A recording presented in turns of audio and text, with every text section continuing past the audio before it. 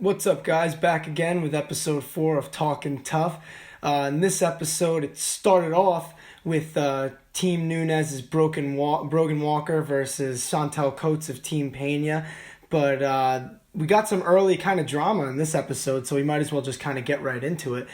Chantel Coates, as I kind of hinted at in the last episode, she was having problems with her weight due to it was a miscarriage, COVID, and just like bad luck health-wise. Nothing that she did wrong or anything like that. It was just her body not responding well to things like weight cutting.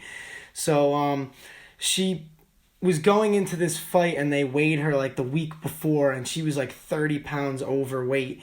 And like I said, again, that's not for like a lack of preparation. It's just bad luck health-wise. So like what happened is they gave her a day. Team Pena gave her a day to see how much she can get off, and she obviously has to weigh in since it's the flyweight at 126. She was at 155 when they initially weighed her, and then I think the next day she was at 149. So Team Pena immediately was like, well, we got to make a decision on what the right move is here, because if we tell her to pull out, we're effectively like just killing this dream, but at the same time, the job of like the coaches is to keep the fighters safe no matter what, and that includes against themselves. And it was almost kind of a lucky break too for Team Nunes, because Brogan Walker had messed up her MCL in training. It wasn't anything too major, but obviously like there was a lot of soreness and it was hard to work through. But they kind of got lucky, obviously, in the sense that Chantel's weight problems really forced her to pull out of the fight. So Team Pena was able to pick an alternate, and Juliana Pena handpicked Laura Gallardo, who I'll get into in a little bit. And basically, she went to Team Nunes, and she said, well, this girl, Laura, is ready to fight. You know, you don't have to have the same fighter fight if you don't want to. So they went back to the drawing board, and Team Nunes picked Kathryn Paprocki to fight because she wanted to. She wanted Laura to, so that's the fight that they made, and that's the fight we got in this episode. So I'll just get right into both of them. So I'm going to get right into the replacement for Chantel Coates, Laura Gallardo, since she's new to the show. They told like a decent bit about her. Juliana Pena was pretty big on her coming in. She handpicked her. She has a very similar style to Juliana, a lot of top control, good ground and pound, just a good grappler in general, really good wrestling, takedowns. And honestly, she's pretty good on the feet too. I'd say she's pretty well-rounded, but I'd say her strength is definitely in her grappling, and that's definitely what she leans towards in a lot of her fights. And I think that also is in part due to where she trains. She trains out of Dan Henderson's gym, and obviously a lot of good wrestlers are coming out of there. And her head coach is actually UFC OG Joe Daddy Stevenson. The older hardcore fans will definitely know who I'm talking about there, but for the newer fans, Joe Daddy Stevenson, he was on I think it was TUF. Let me make sure I'm right about this. Yes, he was I think it was the welterweight winner for The Ultimate Fighter Season 2, which was a very long time ago. And because obviously right now we're on Season 30, so I mean, there you go. But Joe Daddy Stevenson, he was in the UFC for a long time. He was like a mainstay at the time at lightweight, fought BJ Penn for the title, didn't win. Honestly, that fight is pretty crazy. Joe Daddy Stevenson didn't win that fight, but BJ Penn at the time was just so elite, and like people really don't understand how good BJ was at the time because of how his career ended, so people don't give him the credit he really deserves. But if you really want to see how good BJ Penn was in his prime, watch that fight versus Joe Daddy Stevenson, because it is a bloody mess, and not a lot of it is BJ's blood. I'll just say that for him. But anyway, back to Laura Gallardo. Like I said, got good coaching over there at Henderson's gym, especially, like I said, from OG Joe Daddy Stevenson. Great wrestling, great top control and ground and pound, and I think it fits in perfectly with Juliana Pena, honestly, because that's the way Juliana fights. So I think that she can definitely add a lot to Laura's game, hopefully. So I think that'll be good for her, and I'll get into Kathryn Paprocki. All right, guys. So I'm just going to get right into Kathryn Paprocki, and I'm going to start off with her training because I kind of want to compare it to Laura Gallardo's. Now, I don't think it's any real better or worse, I guess, but there's definitely advantages and disadvantages to what she's doing compared to what Laura is doing. So Laura trains out of, like I said, team like Dan Henderson's team in California. And in California in general, you're getting like pretty high level like looks in martial arts. And Kathryn trains out of Colorado, which also actually is pretty good for MMA. But she trains out of her own gym with her husband, and it's very like individualized like towards her training. And that's good because like you can focus on yourself, but it's also not as good because maybe you're not getting the same high level looks that your opponents are getting. And in this case, I think that Gallardo probably is getting more high level training. And the thing about Kathryn, though, she's a hard worker. She's got a very mature mindset. She got into MMA through her husband, who was a former fighter himself. And like I said, they train out of her own gym. And she's pretty good all around. And the reason why I say she has a mature mindset, I think this is in part because of her stutter. And I think that that's made her grow a lot as a person.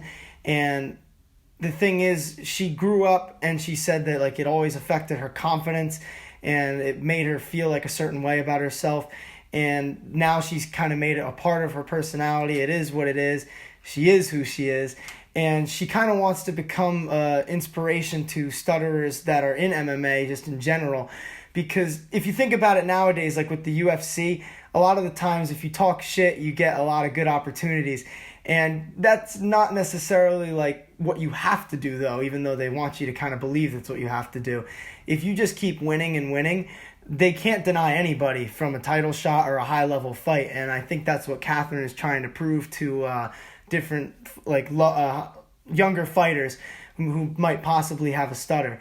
And I do think that's a pretty cool thing, honestly, to do, because you don't really see that a lot in MMA. Like I said, in the UFC especially, talking shit is really what sells fights. So you don't really see a lot of people who are like doing, I guess, the opposite of that.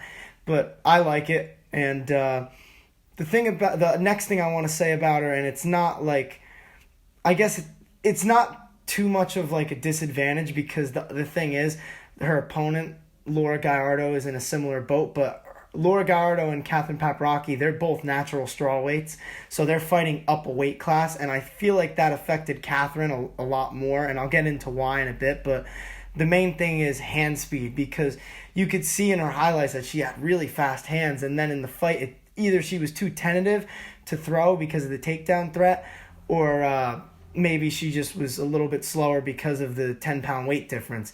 But with that, I say we just get right into the fight. So a lot of the fights we've had so far have actually been pretty close. This is the first one, I think, that was really kind of lopsided.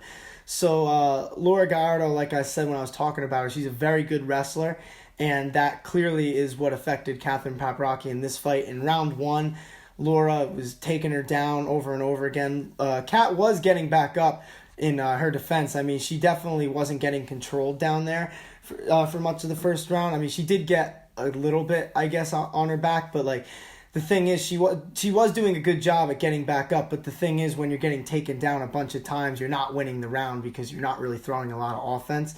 She did land like some shots throughout the round on Laura, but not even close to enough to win the round. I thought Laura clearly won round one due to the effective wrestling, top control, and I think that it probably affected Kat's confidence, knowing that she was getting taken down over and over again.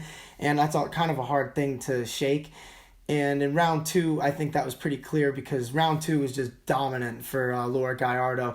She took her down, held her down, put her in a lot of bad positions, landed some heavy ground and pound on Kat. And because of that, Laura got an easy unanimous decision win. Well, I shouldn't say easy, because I don't think a lot of fights are necessarily easy, but it was a pretty dominant win for Laura Gallardo. And for someone who came in as a late replacement, the fact that she was this ready and she looked as good as she did, probably the best that any of the fighters honestly have looked so far, that really shows a lot about how good she is. And I think that she could honestly make a lot of noise in this competition, even though she's a late replacement. And I think that Kat maybe thinking of her as a late replacement might have stunted her, I guess, her abilities there in the cage, because even after the fight, she was kind of saying like, oh, I lost to the alternate. But the thing is, like, if you're on TUF, more than likely you deserve to be there nowadays. Like, in the past, they kind of made like they had more people maybe who were less deserving and probably better for TV. But nowadays, I think the UFC does a great job at putting fighters in there who really deserve to be in there.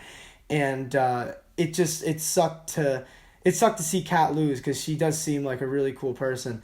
And but the thing is with Laura Gallardo, I'm definitely curious to see how far she can get in this competition, because you got to think about it like this.